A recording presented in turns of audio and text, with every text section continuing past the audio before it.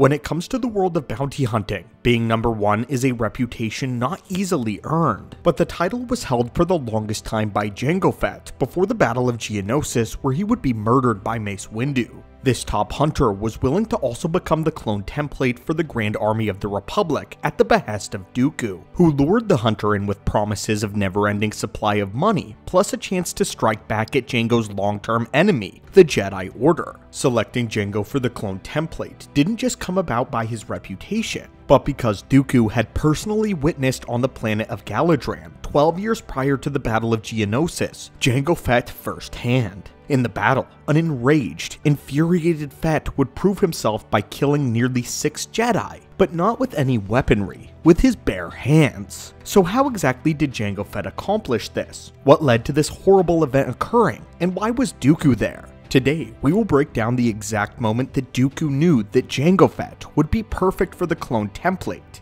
even if he did not know it at the time. Our story today comes from Legends and the comic run Jango Fett Open Seasons. In this set of stories, we learn the history of Jango and what led him into a life that we know today of bounty hunting. We also learned the fate of the sect known as the True Mandalorians. As a quick recap on the Mandalorians and where they are at this point, the True Mandalorians were a group that kept the warrior ways of Mandos alive, with a code of conduct called the Super Commando Codex. They were led by the ruling Mandalore Jaster Meriel, the greatest warrior of their time. This would be the man who would adopt Jango Fett into the Mandalorian way and become his mentor and his father figure. It was here when a man named Tor Vizsla splintered off from the True Mandalorians and created his own faction known as Death Watch after they refused to follow the Super Commando Codex. This new group believed that real Mandalorians needed to return to their ancient roots of pillaging raids and taking what they wanted. A great battle was fought between the Death Watch and the True Mandalorians, and the True being the ones who were the victorious in the end, defeating Death Watch at the time. All of this happened when Jango was more or less a small boy. Many years later though, the True Mandalorians were called to come help with an uprising on the world of Cordus 6. They decided to split into smaller groups since they were told that there would be minimal resistance. However, Jango, Jaster, and the rest of the True Mandalorians landed in an absolute war zone, and they were quickly overwhelmed. When it was revealed that Death Watch was not dead and had laid this trap for the True Mandos, Jaster ordered a full retreat, but was betrayed by his second in command and killed by Tor Vizsla right in front of Jango Fett. After this happened, Jango carried on Jaster's legacy and became the leader of the True Mandalorians as the next Mandalore. But that brings us to the present moment, where we enter the planet of Galadran. Jango Fett had made a deal with the planet's governor to take care of their enemies if they surrendered the whereabouts of Tor Vizsla. After swiftly defeating Galadran's uprising, however, Jango was betrayed by the governor when he went to confront him within his palace. Behind the curtains, Tor Vizsla and Death Watch had laid an ambush for Jango, resolving to kill the new Mandalore. Jango Fett managed to escape the encounter, but was eventually shot out of the sky, damaging his jetpack and his retreat. This is when he looked up and saw Jedi cruisers entering the system.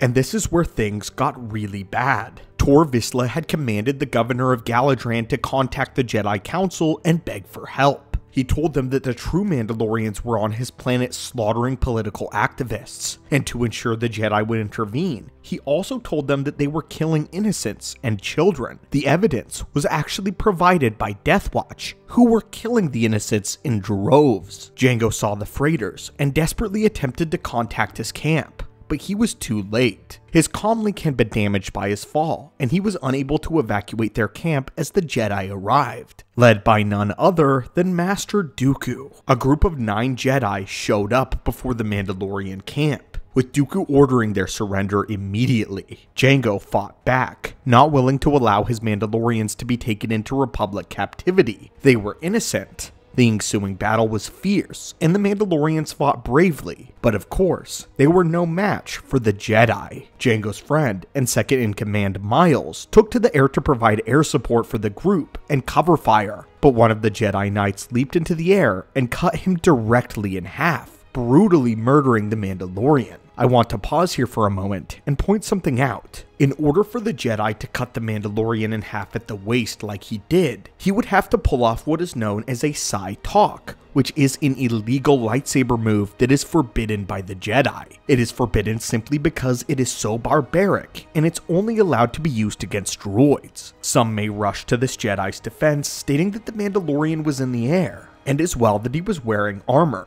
but there was a myriad of different ways to ground a Mandalorian mid-flight without bisecting him. Time seemed to stop, as Jango watched as his friend's torso and legs fell into two different places that surrounded him. In a moment of pure anger, he flew into a rage. This is where the moment occurs. Jango grabs a Jedi behind him by the robe and rams his fist straight down into his head.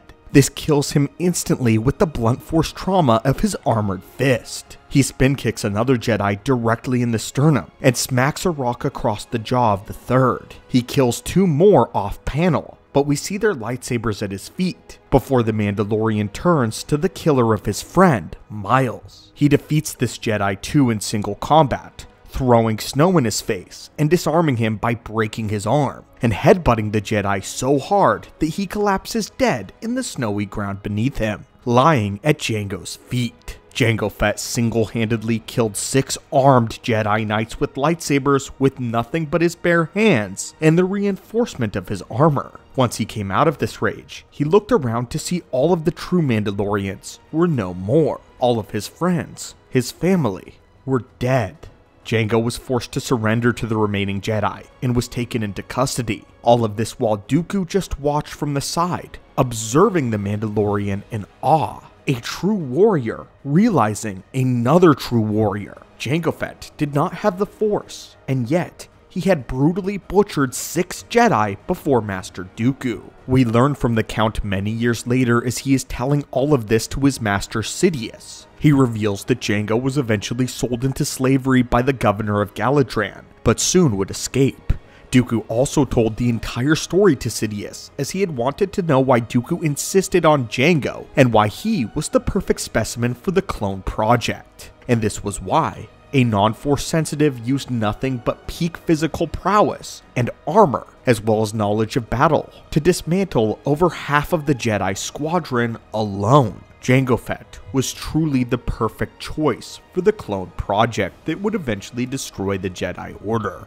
We also get insight into why Jango desired an unaltered clone for himself to raise as a son. Jango wanted to carry on the legacy of his father, Jaster Muriel, and bring up a son for himself, just like he had been taken in as a young boy. Since all of the true Mandalorians had been killed, there was nothing left of Mandalore for Jango, so he was forced to take a little piece of his culture with him and bring up Boba in the ways of the true Mandalorians. This explains Boba Fett's strong desire to avenge his father, killed by Windu. The spirit of Jango Fett lives on, a man who did anything to avenge his father, as the Jedi were used as puppets, even physically defying and butchering Jedi. But now, my friends, what are your thoughts on this story? What are your thoughts on this new light shown on Jango Fett? Star Wars is such an amazing series because oftentimes the characters that we once view as villains are always the heroes within their own little story. But thank you so much for watching as we took a dive into the complexity of Jango Fett. What are your thoughts on Jango Fett open seasons? And would you like to see more lore on the most famous and dangerous bounty hunter in the galaxy?